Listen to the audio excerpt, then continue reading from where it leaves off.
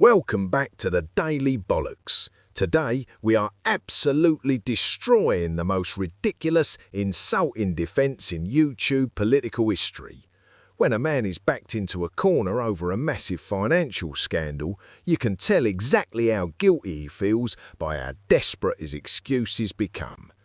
Paul Thorpe is currently running away from the reality of a very serious accusation, and he's treating the British working class like absolute mugs in the process. Let's stick strictly to the facts. Let's look at how Paul Thorpe literally invented a phantom alibi to dodge an audit and then had the sheer audacity to demand that you provide the evidence. Here's the reality that Thorpe is desperately trying to run away from. The public donated thousands of pounds to support the grieving family of Peter Lynch. Independent commentators revealed that the family allegedly did not receive a single penny of those funds.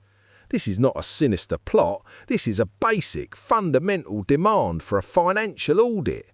When working-class patriots asked to see the ledgers, the bank statements and the transfer receipts, Paul Thorpe had absolutely nothing to show them.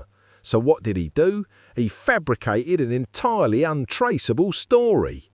Because he couldn't provide a single financial receipt, Thorpe looked dead into his webcam and invented a character.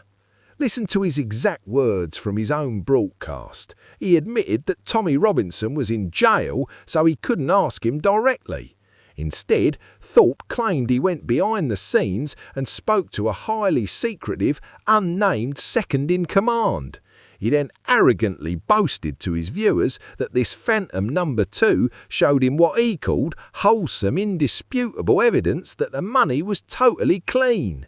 But here's the catch. He never showed that evidence to you. He expects you to blindly accept the hearsay of a former watch salesman who claims he had a secret shallow conversation with an unnamed deputy.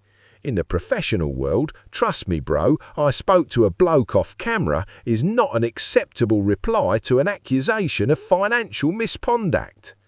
This brings us to the most spectacular crash-out we've ever seen.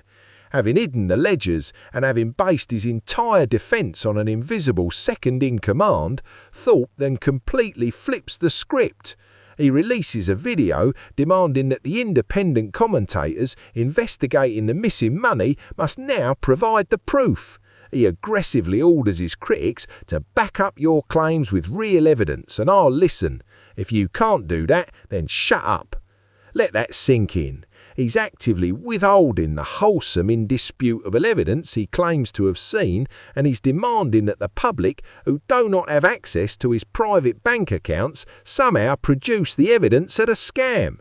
This is the defence of an absolute complete mug.